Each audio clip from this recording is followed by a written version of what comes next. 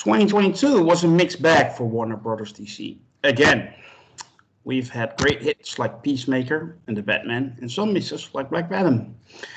It's not like this is the first year for them. The last few years were a period of a lot of turmoil for the franchise. Like it or not, the Snyder DCEU wasn't a great success.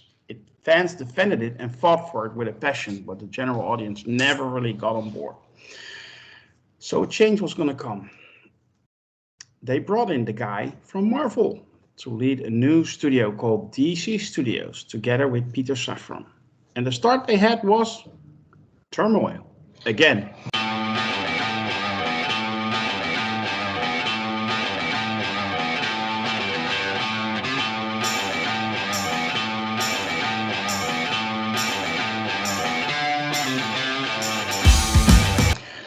This is the podcast of champions, and I am your host, Grandmaster. And yes, our first podcast of 2023 is about all things happening at Warner Brothers DC.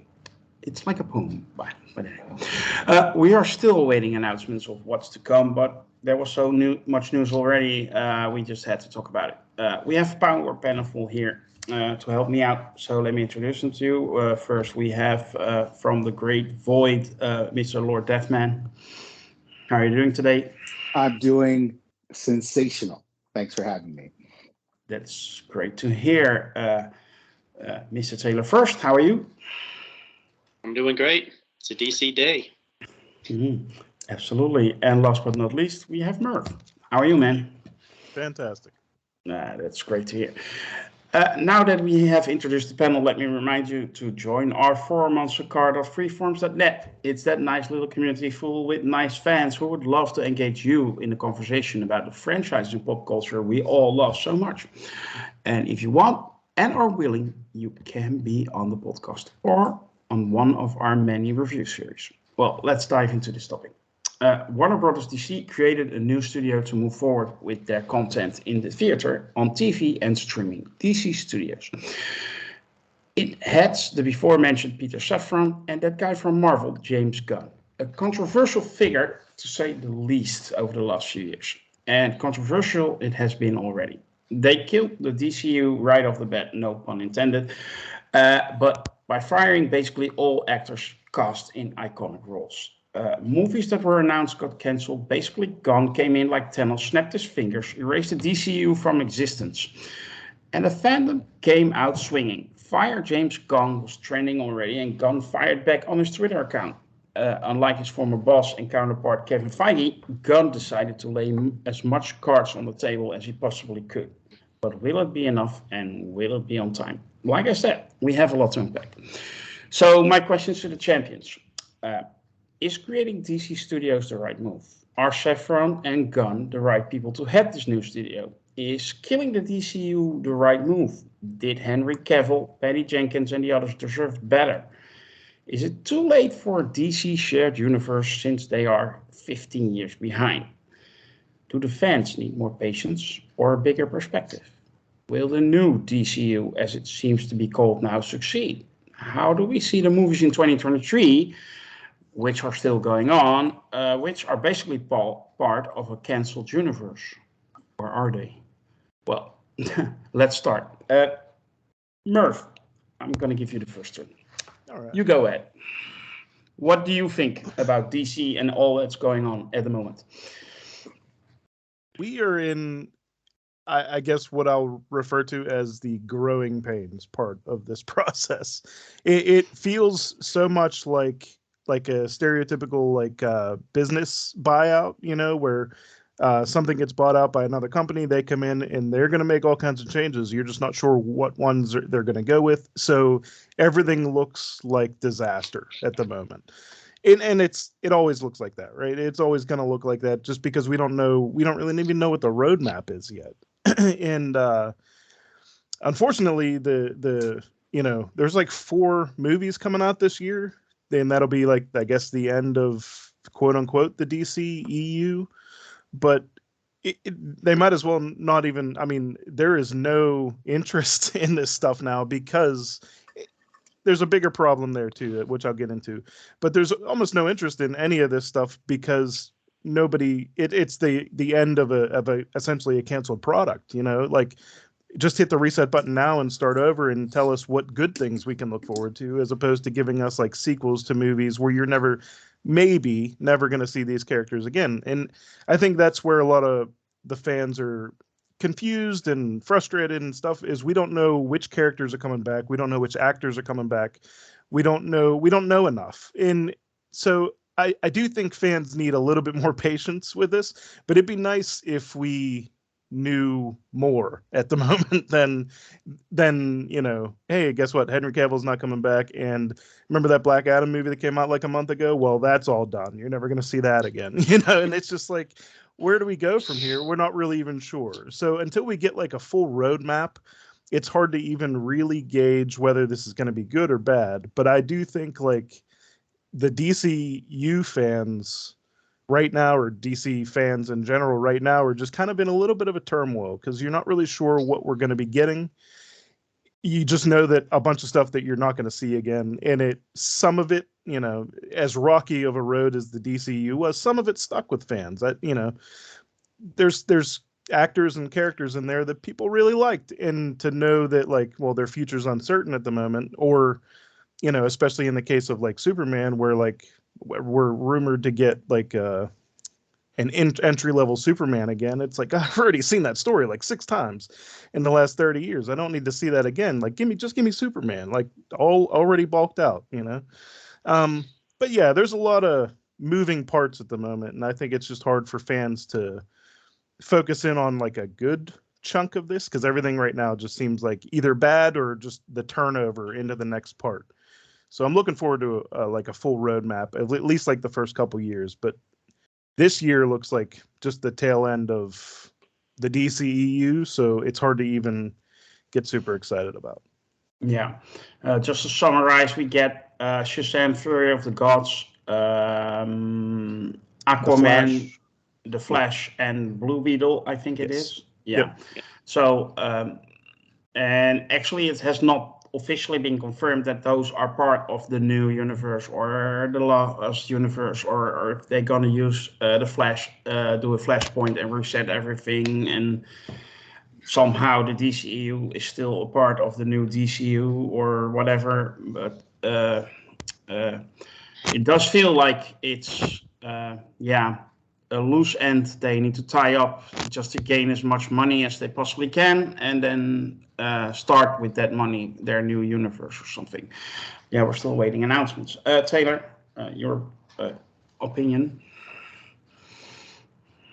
The DCU, DC Studios, DCEU, Detective Comics. It has a long history, a long and great history in comics, animation, live action movies, and television. It is at a crossroads. It is at a turning point. It is evolving into the next step. I said for a very long time that they don't need to scrap the DCEU. They need to fix it. But that point is past. That is no longer viable. They could not fix it now if they wanted to. The brand is tainted. It has just been so up and down and had so many problems that trying to fix it and move on is a fool's errand. So I think it's the right plan to end the DCEU and start a new universe, call it the DCU or whatever they're going to call it. It's definitely the right plan to have a DC Studios finally. And I hope that Safran and Gunn answer directly to Zaslav and nobody else. You don't need a bunch of layers in between. But the one thing that the DCEU did consistently well, in my opinion, was casting. They did a really good job of casting these iconic characters. But if you're going to start anew, you cannot carry over the actors into the next universe as the same characters. I don't think it would work. It's too complicated. Plus, they're aging out. They want to start stories fresh and keep it going for a significant amount of time. So, despite the fact that many great actors, and they have their fans, Cavill has a huge bunch of fans. Cavill Superman. Gal Gadot has huge fans as for her Wonder Woman.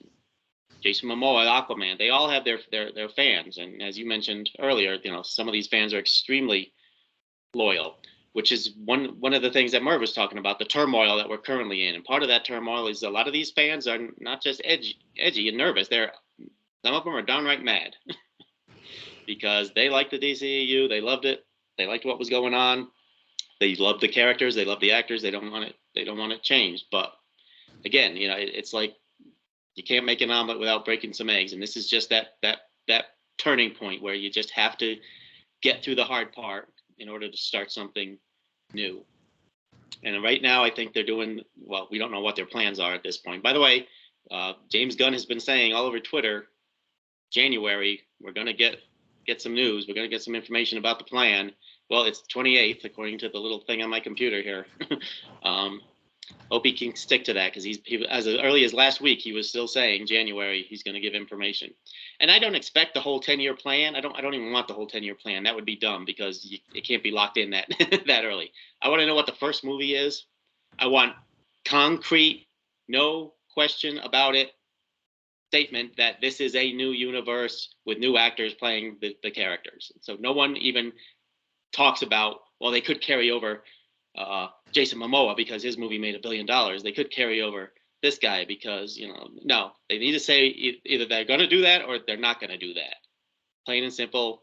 And it can't be, we can carry over one guy, because that, carry over Momoa and see what the Cavill fans do. They will burn down Warner Brothers Studios if they carry over Momoa and fire Cavill. Those are my initial thoughts right now. I think they are. I have a great deal of hope that they're doing the right thing. At least the initial steps they've done so far, I think, have been right. You've just got to make a clean break. As far as the remaining movies, well, yeah, they paid hundreds of millions of dollars to make these movies. They can't scrap them. So I just look at it at the announcement of, my favorite, well, no, it's not my favorite TV show, but for example, for purposes of discussion, my favorite TV show has been canceled. There's one more season. Well, I'm not going to stop watching it because it's the last season.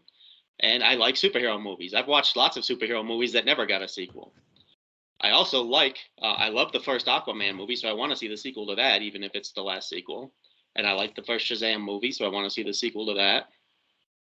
I just want to see how much of a disaster The Flash turns out to be, or what a triumph it turns out to be. Who knows at this point? It's just been such a long road for that movie. So, and Blue Beetle, sure, why not? It's a superhero movie. I like superhero movies. So yes, I'm going to see them all. And it don't bother me at all that, everything comes to an end. It doesn't mean I have to stop watching it before it's over. All right. Now I move on to Lord Deathman, but of course I'm gonna make it a little bit spicy. You must be thrilled that Zack Snyder is completely out of the picture now. Yes, I am. Wow. First off, I just want to say that the champions are on fire in terms of assessing what's been going on in DC land.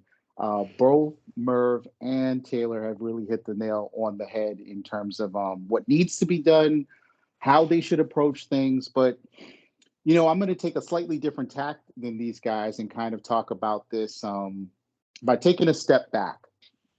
And I really, as I've watched this chaos unfold since the announcement of James Gunn, since the announcement of DC Studios, since the idea that none of these movies are going to continue in terms of their continuity, the one question that has really been compelling to me is, how do we get here? How did this happen? You have a highly fractured fandom where I'm in the corner of Zach. I'm in the corner of The Rock. I like Gal Gadot. There are 3 different Batmen coming. How did this happen? This is just ridiculous.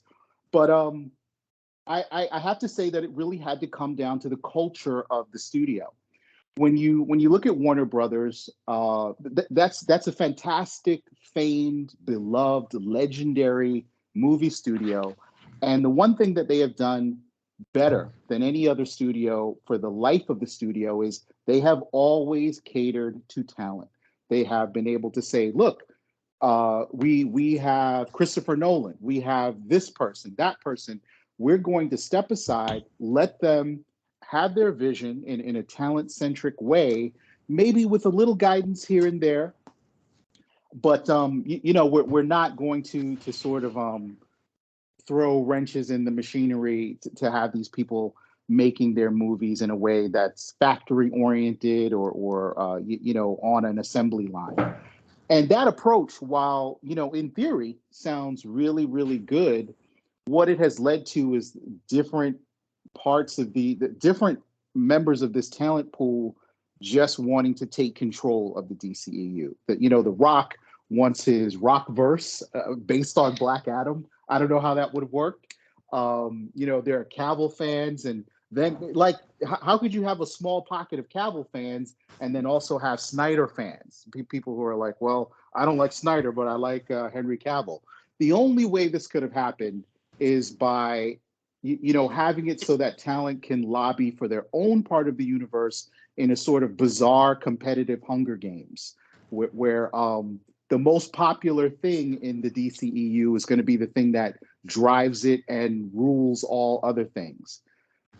I think that's how we got here. And I think understanding that is really important to how people have to go forward to solve these problems. I don't think that we can issue a report card on James Gunn. A lot of fans are trying to say he's only 2 seconds in and it's terrible already. He hasn't made any announcements about anything. So you cannot grade his performance. But I think what you can do is look at what he's trying to do tactically. And I have to say, I'm already on the Gunn train in a big way, because what he's trying to do now is unite the fandom. And that's job one. That's to take all of the separate factions that have been created by the different movie stars, the different producers, the different directors, to take all of those cults. And if you can't unite them, at the very least, you have to level set for everybody. You have to tell everybody, this is the way it's going to be. Your thing is not going to be on top. I'm not going to be focusing on this thing that you were jerking off over 2 years ago. He's already been hyper aggressive on social media, debunking people who are just spinning the rumor mill and putting people into these these pockets of speculation about what's going to happen next. And he's been brutal. He's been absolutely brutal. He's taking down the smallest outlets that are spreading lies about what the plan is and who's going to do this and who's going to stay and who's going to go. And his brutality will even escalate up to some of the trades, the biggest trades, the Hollywood Reporter. You write an article as a Hollywood Reporter, a journalist, and James Gunn sees that something is wrong in there or not true, he's going to be like, here's the tweet. None of that is true. And I mean, that's a fantastic way to make enemies in the media, but it's a great way to make friends in the fandom. And I support that because I'm not a journalist and I don't care what happens to the careers of any of those people working at those trades or, and people are getting angry about it. You like James Gunn will be like, I don't know who you were talking to. I don't know where this rumor came from, but I got to tell you, it's a lie. He even complimented Grace Randolph in the last few months because she was right on something. So yeah. And that is how you do it. Grace Randolph, and I don't want to put names out here into the show. Champions usually don't do that.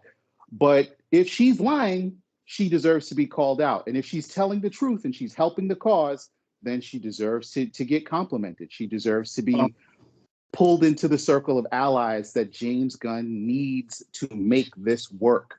So I think of all the problems that DC has, one of the biggest ones is that the rumor mill keeps spinning. Every single day, someone will say something that is not true, and it will stir up a whole corner of the fandom, mobilize them, weaponize them against each other.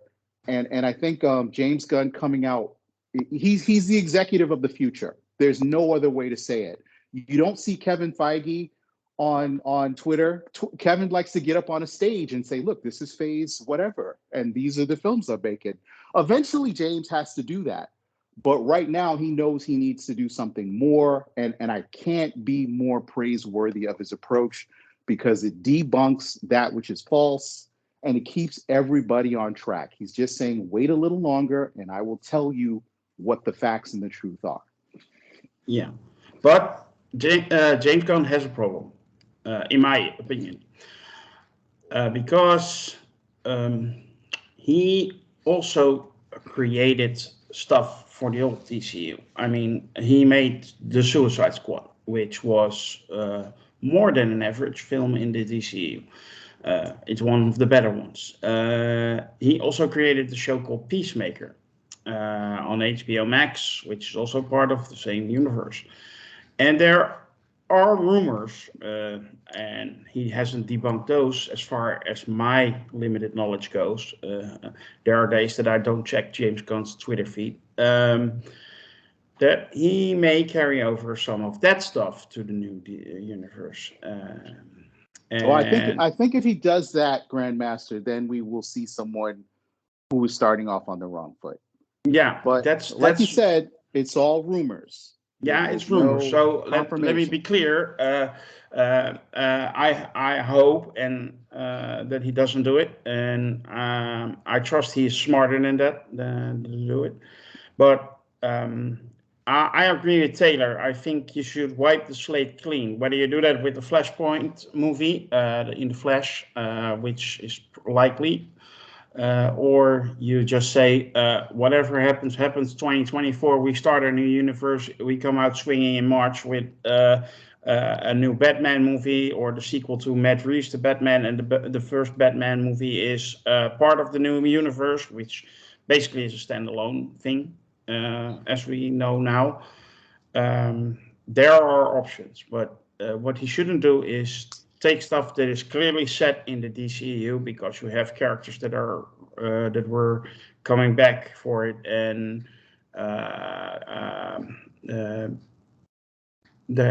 bring that over to the new universe, in my opinion. No carryovers. I don't think he should do any carryovers of any kind. However, fans have to understand that there's a limited talent pool in Hollywood in terms of actors that you can work with that can support these big budget films.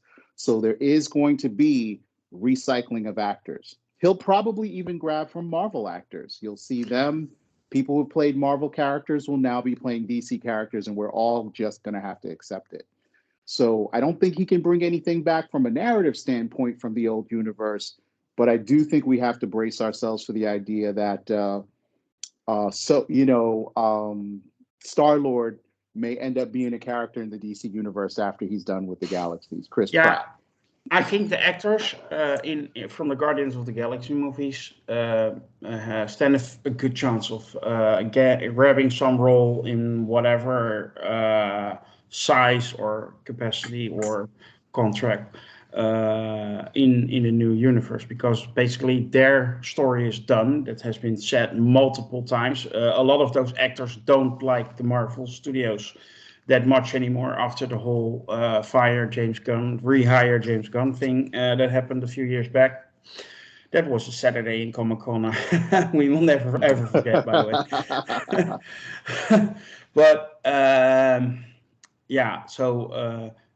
But it's hard for actors that are already locked into a franchise which needs them on a regular basis to add on another one. So indeed, the talent pool is limited, and you have these people under contract. So you might as well use them in a different role. What do you think, Taylor? Is that a good idea? Yes, I 100% welcome bringing back actors from the DCEU and bringing actors from MCU and bringing actors from everywhere in Hollywood and everywhere else. I don't have any problem with that. I've seen a lot of people online who have issues with that, but actors are actors. I love to see actors play different roles. And actors who are good in superhero roles can play multiple superhero roles.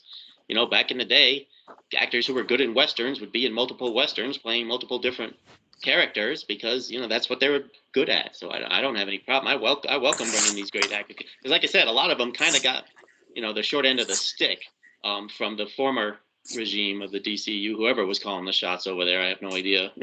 Maybe multiple people, but a lot of them got the short end of the stick and ended up with, some relatively failed projects or not as successful projects as they would have liked. So I'm all for giving them another shot and another role. Like I want to see Dwayne Johnson. Forget this anti-hero stuff. I want to see Dwayne Johnson as a full-up villain in one of these. Mm-hmm.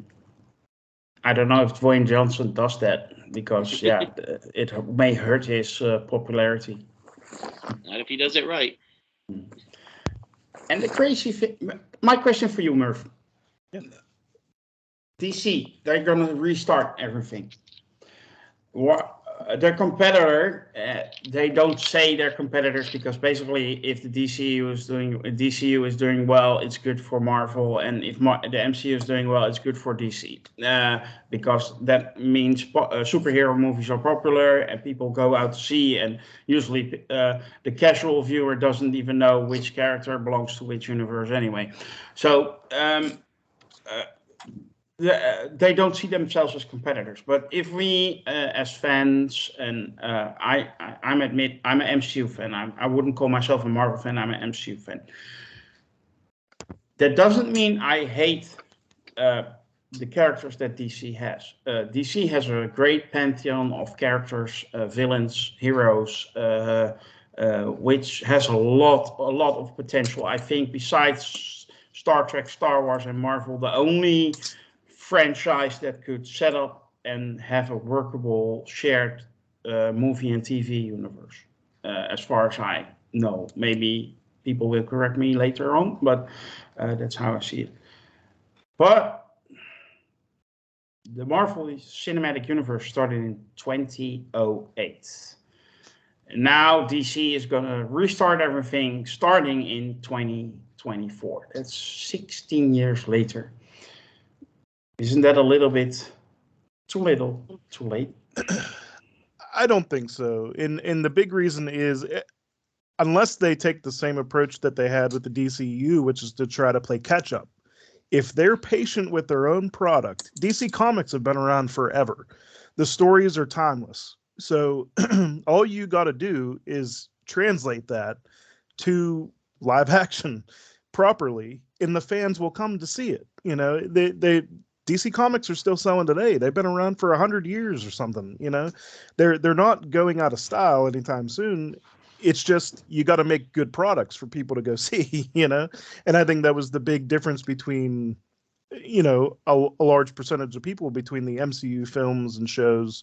Well, maybe not the shows, but the MCU films and the DCEU films was like, you go to see, Guardians of the Galaxy, and it was great. And then you'd go to see like the first Suicide Squad, and you're like, this was kind of weird. I didn't really like it. And it was just that difference. And then, eventually it's like, okay, well, I like these ones. I don't like these ones as far as the film goes. But I mean, as a comic fan, I can't speak for other people. I know people were, I only read Marvel comics, DC comics, whatever. But I liked whatever one I got into. So, like, I would try a bunch of different ones. And I wound up falling in love with Flash comics and Green Lantern comics specifically. So whenever I see things that are like, Flash and Green Lantern aren't A-list characters, I'm like, yeah, because their stories haven't been translated to the films or TV shows properly. If they could translate this stuff, and have people fall in love with it on film or, just live action, because that's more accessible than comics. Not everyone picks up comics. Everyone goes to watch a movie, you know what I mean? Or a TV show. It's just where the world is. And it's just, the only reason, maybe not Batman and Superman, but like the only reason like Iron Man is as popular as he is today is because of the movies. It's not because of the comics or the, cartoon from the 90s. It's because Robert Downey Jr. was a great Iron Man and people fell in love with that character in the movies. And that's the only reason people look at him today instead of in 2006 and say like, oh, he's an A-list character. No, he wasn't in 2006. I mean, he was in the comics, but if you asked, Joe Schmo moviegoer, they wouldn't have any idea who Iron Man was, and it's just that's kind of the frustrating part from a comic fan to, seeing like the reaction to movies. It's like, well, who's Blue Beetle? I don't know, but if it's a great movie, people are going to love Blue Beetle. You know what I mean? And then that's just the nature of, Hollywood, I guess. I don't really know how else to put it. I think if they can do it justice, the seeds are all there for DC to be good. It's just a matter of, not insulting the fans and not making a convoluted, roadmap where, and not meddling too much and letting the movies be their movies and honestly just trusting their own product. Because I felt like even going as back as the original Suicide Squad, whenever it was like there weren't like rumors going around that they were doing reshoots and like it was too serious and they added humor to it or something like that. It was like, well, they came into this movie with the intention to make a certain movie and now you're fiddling with it. You're adding too much salt to the stew, and it's just it just wound up coming out a bad product. And it's just, if they don't do that and just let these movies and these products be what they intend to be from the start, and don't listen to Twitter or fan outrage, just have your plan and stick to your plan and trust it up to a point. You can't deal with stuff like celebrity arrests or deaths of casts or anything like that, but you can deal with what your own plan is, and if they just follow through with that, I think it'll be a good enough product. Whether or not it'll match like the MCU's status at this point, I don't know. But like, there's so much different and deep stuff here that hasn't been covered in the MCU. And honestly, there's so many like A-list Justice League members that have barely been scratched the surface. We go over to the MCU and we're down to like, what feels like B or C tier characters because we've already done the Iron Man thing, the Captain America thing. All the big names are already out of the box. But over in the DC side of things, like we barely had Green Lantern or, Green Arrow in film or, all these other Justice Leaguers who in comics have deep lore and rich history, and they just need to translate that well. That's all. Okay. Taylor, you had a follow-up. Yeah, it of course everything goes back to Safran and Gunn.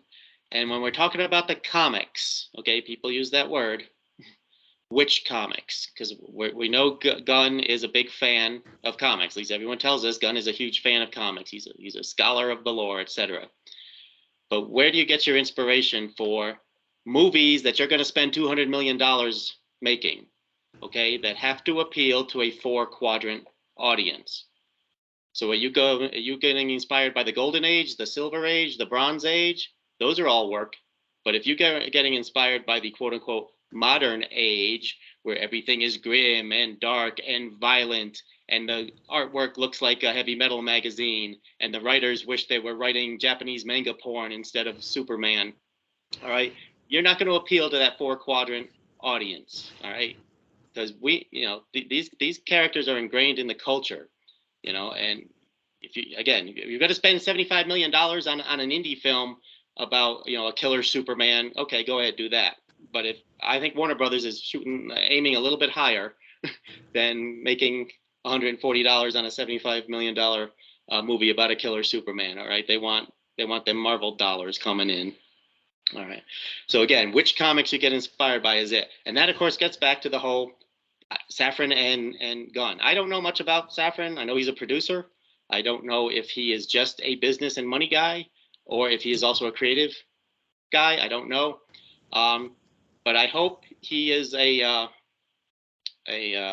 restraining factor on Gunn, because I'll be honest, I have my doubts about Gunn's ability if he's left unchecked. Over in Marvel, Guardians of the Galaxy, he had Feige to reel him in, all right, and keep him PG-13. But hopefully Safran will fill that role, or someone, or maybe Zaslav, someone will, because Gunn is a super talented guy, but most of his work isn't going to fit into a multi-billion-dollar superhero universe. And there's things besides the comics that they need to call on too. And I know exactly how I would do this. It's all right in my head, but they're not going to do it the way I would do it. But I just hope they're very careful about it. And like Merv was getting at, don't announce the whole Phase 1 leading up to Justice League 1 or whatever. You got to take it a little bit slow. So like what I want them to announce is the first movie when it's coming out, not not the date, but tell me fall of 2024, something like a window like that. And we expect, this movie to follow it. We expect TV shows to start in 2025, something like that. They've got to take it a little bit slow and build it up. The MCU wasn't built in a day, and we've seen it. The DCEU tried to be the MCU overnight, and it didn't work well. So I mean, I could go on and on, but that was just my follow-up was specifically about the comics. You got to be careful which comics you pick and how you translate them to the screen if you want to make the kind of money that they need to make for DC Studios to be successful. Yeah, I'm going over to to the one I know is comic book specialist, Lord Defman. Does DC have the potential to be as good as Marvel or the MCU, or has that ship sailed, in your opinion? I think DC absolutely has the potential to be as good as, or dare I say, as a diehard Marvel fan, even better than what we have in the MCU. What they need is an architect. They now have one. What they needed was a studio. They now have one. What they also needed was to look carefully at the source material and decide what types of movies, basically a plan. So that now they have all three things that they need. They have their architect, they have their studio, they are working on a plan. That's really it. If you break this whole thing down to the simple three items in the pyramid that you need, and I think that they have strength in all areas of that. I know that there are doubts around James Gunn, around his ability, but looking at his work, I would say James Gunn's work is eclectic. It's not for everyone. There is a dark humor to it. There is violence. There's gore to it. But he's not going to be able to direct every single movie. And he's not going to be able to write every single movie. It's just going to be up to him to curate, to say, this, I want to pick from the Silver Age. I want to use these characters.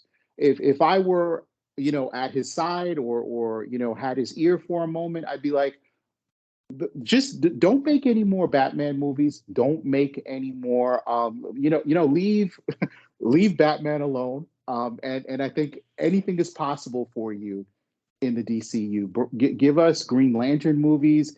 Give us movies about more obscure characters where you can put the budget at a lower threshold, and therefore you're not under as much pressure to bring in, billions of dollars as a return on these movies. There are lots of strategies that DC can use to slowly build.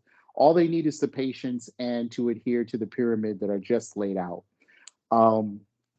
That being said, if I were looking at source material and where Gunn should go to, I see that DC wants to be this grounded thing and sort of, what would it be really like if XYZ was happening in the real world? I really think they need to get off of that train as soon as possible, because the more grounded these films are, the more ridiculous they start to look. The Batman was a technically beautiful film, well written, expertly directed, but I just don't need a dude dressed up as Count Dracula walking into crime scenes and trying to blend in with people who do real work in the real world. If DC works best when it's a fantasy, and the Silver Age of DC comic books captured that the best. Let's see some galaxy-spanning adventures with ideas that don't have to marry themselves to real science or credible science. That's where I would go. It's the most joyous place to go in the DC, and it's the place that I think where the characters fit into their niches the best. No more Batman movies, but I think that's what I would say about source material and where to draw from as far as the comic books goes. And I just want everyone to sort of give Gunn a chance. I know he's a weird dude. I know he's had some controversies in the past, but with Safran sort of in the background, being able to play his body man, because I don't know if people can imagine the pressure that James Gunn is going to be under when The Flash comes out and makes $1 billion, right? People are saying it tested through the roof. It's a great film. Everybody's going to love it. And if that's the case and it does make $1 billion, then you're going to have David Zaslav breathing down your neck saying, dude, you know what? I know you want to reset this whole thing, but I just got $1 billion movie here. Can we get Ezra in there somehow? Can we make he's going to be under that kind of pressure with all of these legacy things trying to finish out. And I think Safford is going to be there to kind of be like, can you talk to this guy for me? Because I'm going to concentrate on the plan. Just tell him to keep his money, but it's over. No more movies in this continuity. He's going to need someone to say that over and over again as the fans get excited about movies that are perfectly leading into a dead end. So I like the setup. I think that they're set up for success. And I just hope everybody can stay disciplined and follow their course. I just want to say that despite the fact that we're all MCU fans and our content is usually connected to the MCU, we are all rooting for DC to do a great thing. Yep. Because what's better than one great comic book universe? Two great comic book universe. I mean, that's better. So, Murph, you had a follow-up. Yeah, I just wanted to, like you brought up the Batman. I think that's probably the first big hurdle, at least for me. Like because it made almost $800 million. So there's going to be pressure to make a follow-up to that from a studio standpoint. At least that's the assumption. And if Gunn can say, nope, we're wiping the slate clean and starting over there, I think he can say that anywhere. That in Peacemaker is the only other thing that like I see is like these are going to be hard hangers on just because Peacemaker just started. It's like if they want a multi-series show and they want it to connect, it's just going to be those rough edges. I think those are the two products under Gunn initially that I'm most curious about.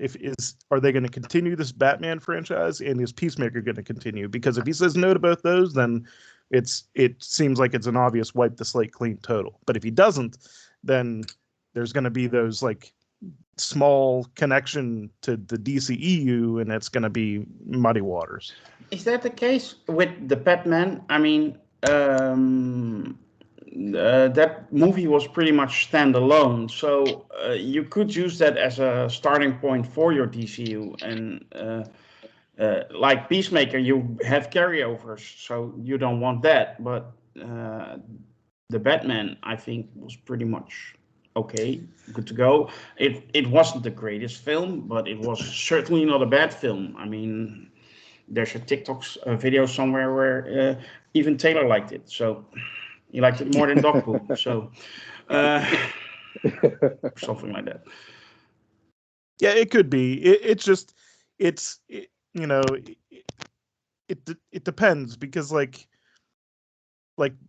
how deeply related was the Suicide Squad to the rest of the DCEU? You know what I mean? Like there's you get the Amanda Waller character, which was all over the place. So right, and the Batman was in the first Suicide Squad, the Bat Flag, whatever. So I just think there are connections there. Yeah, there are. But I think if you open the door to like the subtle possibility, I don't know. It's just because it's under the umbrella of the DCEU technically or whatever. I don't know. Until they rewrite the lines, I guess I'm not going to know for sure. But it's just, it's in the DCEU right now, right? Yeah. Technically.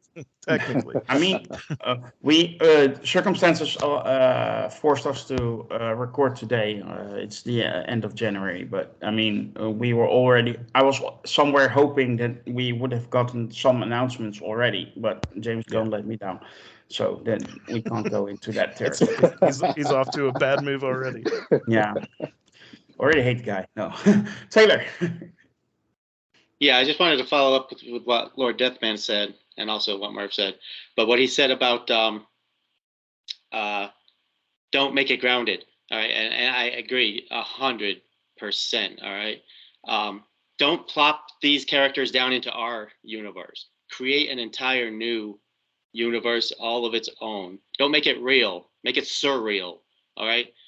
Take cues from Burton's Batman movies and Batman the Animated Series. All right, have blimps flying over Gotham City. Have Gotham look like a mix between Universal horror and film noir, but the rest of the universe is bright colors and it's all Art Deco and everybody dresses like it's a black and white movie and the gangsters have Tommy guns.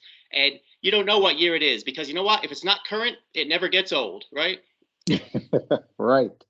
But make it a place where no one recognizes a guy when he puts a pair of glasses on and nobody cares and nobody keeps asking that stupid question. Okay, it is what it is. Focus on the heroes and the stories and the villains, the zany villains that, you know, they say Marvel has a villain problem. DC has not scratched the surface of the villains that they have in the comics. All right, I mean, okay, you know, bring back Polka Dot Man, a different actor, Polka Dot Man, and let's see his origin story. Let's see him fight, you know, Green Arrow, and then join the Legion of Doom later on when after all these guys get their butts kicked one-on-one, you know. Just go all out and make, like I said, make it its own universe. Now, as far as Reeves Batman, see, Reeves Batman is taking cues from the success of the Nolan Batman trilogy, which was extremely successful. No one can ever take anything away from its success. But what Nolan did only works for Batman. And it only works if Batman's the only superhero. Yeah, but isn't that the big problem DC Snyder tried to do what Nolan did with Superman. Doesn't work. Even the CW did it with the Green Arrow or Arrow. I mean, they turned Oliver Queen into a Batman. Yeah, oh yeah, that was a Batman show. Yeah, it really was. Only with a Green Arrow. So right, but it's a good show. Yeah. No, I didn't say it wasn't good. No? I know. But like I said, but again, that's a character who doesn't fly, who shoot lasers out of his eyeballs, who doesn't have a magic lasso. It works on those grounded characters, but you can't make a universe that includes the Flash and still have that same gritty, grounded thing, you know? Mm-hmm. How do you ground the Martian Manhunter? You know exactly. He was a white nationalist before. No, I'm kidding. but you know, they do it. He's an illegal alien. How would that work on Mars? I'll tell you something else I would do. Real quick, I'm sorry, guys. I don't want to monopolize, but like I said, I've got this whole universe built in my head already. First thing you do, though, you have to depower Superman. And I know they're not going to do that. But you have to. Otherwise, you don't need anybody else. Okay? So Superman, he could fly, but he can't fly into space. So you need Green Lantern. He can't breathe underwater. You need Aquaman. He's faster than a speeding bullet, but he's not as fast as light. So you need the Flash. He can't hear every woman call for help in every city and every place in the world and be there and save them. So you need the street level Batman, Green Arrow, Black Canary. He's vulnerable to magic, so you need Zatanna. You need Wonder Woman, people that are used to dealing with magic. So you've got to reel him in a little bit. He can't be this all-powerful, can do absolutely every superpower. And I know this is sacrilege. Don't shoot lasers out of his eyeballs anymore. Just punch stuff. He can just punch stuff when he needs to do an offensive act, okay? Mm-hmm. No, okay. Well...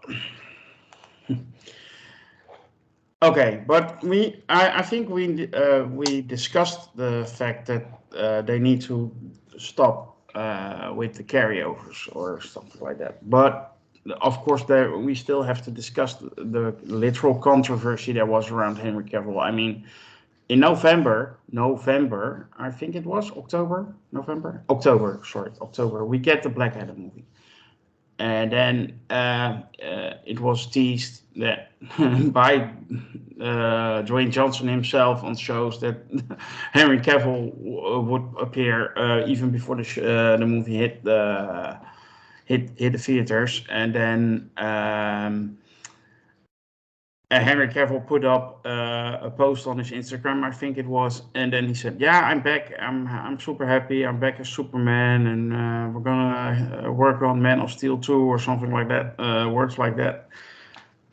2 weeks later, James Gunn comes in. Another week later, Henry Cavill puts another post on his Instagram. "Yeah, I had a meeting with Saffron and Gunn, and I'm not gonna be Superman anymore." They did them dirty, I think. I mean, yeah. Regardless on how you feel about carryovers and James Gunn wiping the slate clean and everything, they could have done this better. Don't you agree, Lord Deathman? I am staunchly in the corner of fans. So while I do see the talent, gets the short end of the stick in deals like this, while I do think it's unfortunate what happened to Henry Cavill, what happened to him was because he was weaponizing his fandom to come out on top in a power struggle. The Rock wanted to redefine the DCEU or change the hierarchy of whatever and, rebuild the DCEU on top of Black Adam movies. That's ridiculous. It's utterly ridiculous. And then they want to bring Superman back, and Henry Cavill felt like, he must have felt this is the most iconic role I've ever played. And he's absolutely right. So it was worth giving up a job at Netflix, a good paying job that was guaranteed. And he said, and they all colluded, just as they colluded against the Emperor in ancient times, to form a new power foundation that would force WB executives to say, this is the direction we need to go in. And that was wrong, because that's not building a universe based on the source material. It's not building a universe based on a well-defined plan. It's based on building it on the popularity of these particular celebrities, directors, whatever. And that goes for everybody. The DCEU is going to look really different if Gunn does it the right way. You might not be able to get a Matt Reeves to participate in this. Him feeling like he's at the level of a Nolan, and I can't have this guy who used to write these pedophile tweets telling me what to do in my Batman film. So he may be gone. And frankly, I say goodbye. As a fan, I don't care. Everybody in this whole thing has to be perfectly expendable to make it work, which is what Kevin Feige does. He gets young talent, talent that to some degree can be molded, and talent that's willing to execute excellently against a known plan. I don't know if they're going to be able to do that with the current roster of people floating around the DCU, which is why I advocate for a hard reset across the board. But to your question, to answer it directly, yes. What happened to Henry Cavill is unfortunate. It's tragic. I'm sure it's going to cost him a few more million on top of the million he could have been making that particular year. But my sympathy is extremely low. It's in the basement. Goodbye, Mr. Cavill. We need to move on with the DCEU, and you're not important enough to stop that progress. And I am glad that James Gunn came down as hard and as fast as he did in that situation, because the fandom could have exploded behind that had he just decided, oh, I'm just going to stay in the shadows and say nothing and let this toxic group of Snyderites keep propping up Henry Cavill. He had to say it was over. And people had to swallow that pill. I'm glad he did it that way. He did the same with Patty Jenkins, of course. Are you sad, Taylor, that we don't get the third Wonder Woman movie from Patty Jenkins' hand? Okay, go for it, Taylor. Sorry. One of the bright spots in the DCEU was the first Wonder Woman movie. It was a huge success, and it had a big fandom. They had some issues with the second Wonder Woman movie, and we've already had a podcast about that one. But no, like I said, they have to do the clean slate. And I loved Cavill as Superman. I thought he was a great choice for Superman, and I think he's a good actor. I think he does a great job. But they have to break it clean and have a clean slate. And like Lord Deathman already covered, there was some real shenanigans going on there. But I think for the most part, he was a victim of timing, because he was planning with the outgoing regime, not with an incoming regime. Him and Johnson and whoever else was involved, they were trying to shape the existing DCEU in their image, but the new regime came in, and I think the existing DCEU is gone. And again, I'm sorry. Like I said, I liked Cavill as Superman. I liked Margot Robbie as Harley Quinn. People love that character and her portrayal of it. But nope, not going to do it again. Peacemaker, I love the Peacemaker show. If they can get one more season in 2023, fine. Do one more season in 2023. But after that, Nope, no more. Cast somebody else to be Peacemaker. Get another wrestler. There's somebody else can be Peacemaker. And the guy playing Peacemaker John Cena can play somebody else. He's got the body to play any freaking comic book character there is. Well, I don't see him pulling off Wonder Woman or okay. That might be a stretch for his acting ability. but the Reeves Batman thing, that's kind of a conundrum, because they came in saying this is all we're gonna have: movies and TV shows and animation. I got some stuff to say about animation later on too. All right, but we're gonna have movies, we're gonna have TV shows, we're gonna have animation. It's all gonna be one thing, except Reeves Batman. Oh, and that Joaquin Phoenix Joker thing wants to pretend to be Joker crap. Yeah, that's gonna be separate also. Okay, so what I would do with Reeves, like I said, that vision, Reeves' vision, works for Batman by himself. Let him finish out his trilogy or whatever, and then when that's over, then bring a Batman into the new DCEU who's a different Batman. As far as Joaquin Phoenix's fake Joker stuff, pardon my French, take the DC logo off of that shit, because it ain't DC anyway, and just let them do whatever they want with that character who's not the Joker. Thank you. Merv? I like Henry Cavill. Just start there. I do like Henry Cavill. I like a lot of his different movies, in and out of superhero stuff. I like The Witcher, and a bunch of other stuff. I agree. I think it was just bad timing, and there was a changing of the guard, and it just that kind of stuff happens. Coming back to my what I initially said, where it's almost like there's a buyout of a business. Heads get chopped off. You don't really know who's in, who's out, whatever, what the new regime's going to do, and it just I think everyone's kind of hoping that they just wipe the slate clean and just start all over. That way there's no muddying of the waters. You can do whatever you want. You're not beholden to any other project from 7 years ago or whatever. The DCU it didn't work out. If you're going to start over, start over. In all honesty, I probably would have not burned every bridge on my, what I mean? I probably wouldn't have started there, but I'm not in charge, and I'm perfectly fine if they want to wipe the slate clean and do, because I'm familiar with a lot of the multiverse and Crisis on Infinite Earths and that kind of stuff in the DC comics. So to me, it would be cool in 6 years after the other Superman to see Henry Cavill as an old Superman show up, and it's that we got to solve this problem, blah blah blah. But that's for right now. I think they just need to get a universe that the majority can enjoy, and that makes sense, and that isn't just convoluted. So I think cutting ties with Henry Cavill, along with whoever else they, again, I think everyone's kind of just wipe this whole slate clean and move on. But yeah, I have a lot of issues with the Black Adam movie in general, but especially The Rock's, presence throughout that whole process. It just all felt very manipulative to everything, and I'm glad that it was one of their first moves was just we're done with sorry Henry, but move on your way. Sorry Dwayne, get out of here. But just cutting those ties, just the idea that and I'm going to go off on just a small tangent. The idea of a Black Adam movie that doesn't even connect to the 2 Shazam movies that you got coming on just baffles me as a comic fan.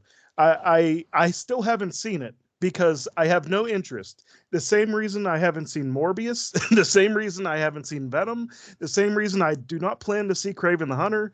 It's because they don't feature Spider-Man. I have no interest in a villain movie that doesn't feature the hero unless, like Taylor said, it's basically not even the character, and you're just, doing a Joker where it's just about a crazy person. That's interesting on its own. You could take the Joker off of it and it would still be interesting. It's still a good story, but it doesn't even need to connect to Batman. It almost shouldn't have.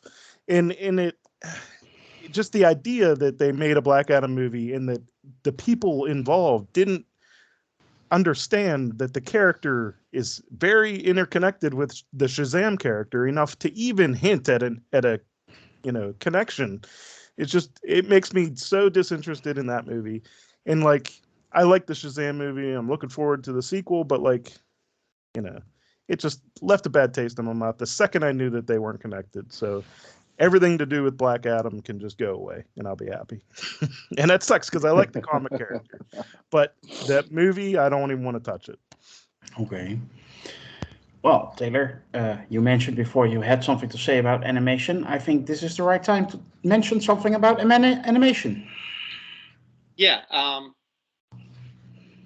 Gunn has been talking about integrating animation. Now that can work, like, Star Wars Rebels and stuff like that, which is in the live action universe. But DC animation has always been, really one of the bright spots in DC as far as I'm concerned. And they need to take a cue from Sony, which wasn't afraid to put Into the Spider-Verse in the theaters. DC has been producing these straight-to-DVD animated movies that show up at Walmart every other month, and no one even knows about them.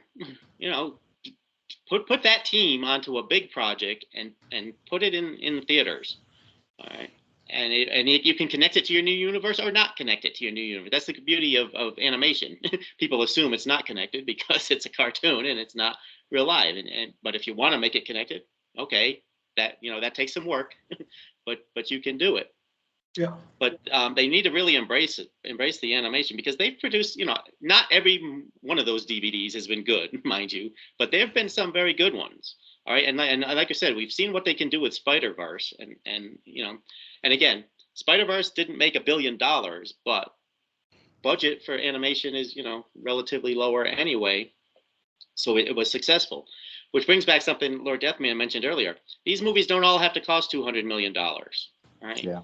And the previous DC, actually, Shazam didn't make a whole lot of money, the first Shazam, but it was a lot lower budget than the other movies anyway, so it was still profitable. Same with Wonder Woman. The first Wonder Woman wasn't all that expensive to make either. So if you're going to make a Green Arrow movie, that doesn't have to cost $200 million. Make a $100 million movie. That was enough for Terminator 2. I know inflation, but you know what I mean. Make a $100 million movie, make a $150 million movie, and then you only got to make $300 million, and you've had a successful movie. But they need to not ignore the animation and flood. And here's the more of the business side of this stuff. HBO Max, the streaming wars are really kind of heating up right now. The money's not rolling in like a lot of these streamers thought it was going to roll in. Churning is a really big thing. Not everyone is subscribing to every, they're subscribing for a couple of months, watching what they want, and then going on and subscribing to something else. So they thought they were going to get this steady stream. So, they need to get content that's going to get eyes on HBO Max. And I think animation is one. And then, of course, the television streaming series that have to be good. They had a big win with Peacemaker, but they need to do that in their new universe as well. Mm-hmm. Yeah, streaming is kind of it's the thing of today, basically. But yeah, I went to my parents' house today, and they share my passwords. Sorry, they don't pay. I pay, but. And then I realized how many streaming servers there actually are, and probably in the United States there are much more than in my little country. It's undoable to be subscribed to them all the time, and Right. if you're a fan of pop culture, you have to make choices. And yeah, it's otherwise you bleed out on a monthly basis. It's I don't think it's a sustainable business model, at least not in my view, to have so much streaming services. Netflix worked because it was the only one, but now there are dozens, and I don't see them all being profitable. And Netflix is still the biggest one. Yeah. Yeah. So, well, we'll see. But how long that will remain if all those movie studios have their own streaming services or shared streaming services with other movie studios, and they won't drop new content on there. They have to rely on their originals, and Well, we all know that originals on Netflix only last for 3 seasons and then they get cancelled. Yep. If they last for 3 seasons on Netflix. But anyway. Does anyone have anything to add to this discussion about DC? I think that I would like to I think the closing note and I think the most important thing that has to happen amongst Gunn and Safran and all of the folks at WB is a company that's in distress right now. There are lots of rumors that they're looking to get the company to a certain threshold of profitability so that they can sell it off to Universal. Whether that's true or not, even if you take that rumor away, Warner Brothers Media, after the AT&T stuff and now they're with Discovery, it's not a stable company. And I think that above all else really affects how the DCEU or how the DC or any of their IPs actually is going to perform. So what really has to happen, I think, is that they need to be left alone so that they can make this work. They need to start with a clean slate, no more holdovers, no more executives telling them because X made this amount of money, we need to incorporate it in what you're doing now. They need to show patience. They need to show discipline. Right now, I think they've set a very good foundation for being successful in terms of having all of the elements in the right place. But it won't mean anything if they, 2 movies from now say, oh, we released Aquaman and the Lost Kingdom and it made $1.5 billion.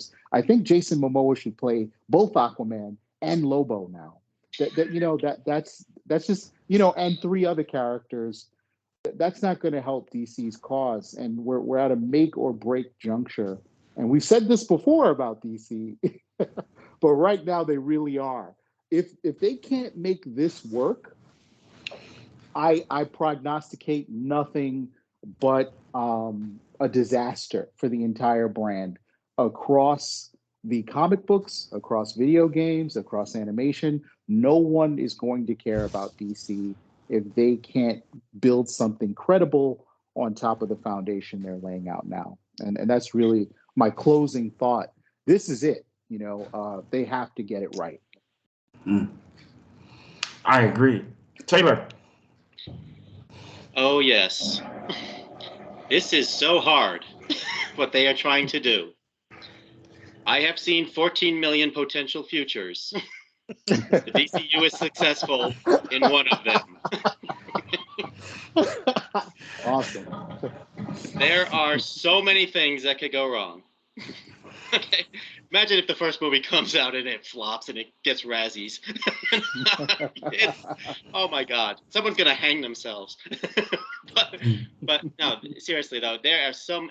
It is fraught with danger, and I'm hoping for the best. I hope it's magnificent. I hope it's as good as the MCU. But I give it a less than 50% chance of being the kind of success that they need. Yeah. I'm just hopeful that, like you said, that like everyone said, that they're patient enough, because there is a good chance their first movie in this Gunn era isn't going to meet whatever high expectations WB probably has. $1 billion is a big number. It's probably not going to be that successful, but it should be the first stepping stone towards that kind of success. You don't jump right there. You don't play with the big guys before you know what you're doing. So I just hope they have patience with the process for the sake of everyone, but mostly for me because I like enjoying movies. So yeah. It's either that or strip mine the brand, and just say we're going to give it all to licensors. Let's just make some Superman toys here, some Green Lantern bicycles here, and none of this will mean anything anymore. If this fails, I guess that's the last resort. But one of the things they need to make in their early announcements, they need to lower expectations. They need to say, yes, we have a 10-year plan. That 10 years is the building phase. That's just the beginning. Okay, don't expect a $2 billion movie right out of the gate. Okay? Yeah. Largely for themselves. They need to know that themselves, not necessarily for us fans, just themselves. Yeah. Marvel's at a point where we're getting excited about Ant-Man movies. It can be done. It can be done. Yeah, absolutely. And that will conclude this edition of the Podcast of Champions. We hope you have enjoyed our discussion today. And if you did, you can help us out by liking, sharing, and subscribing on our YouTube channel. And if you really want more of us, you can join our forum at cicada.freeforms.net. We would love it if you join us. Be on the lookout for new review series that are coming your way. Secret Invasion, Mandalorian Season 3 will be on the list without a doubt. And of course, we will be back with a brand new podcast as well at some point. For now, I thank you all, also on behalf of our champions, and wish you to be safe and be well. Bye.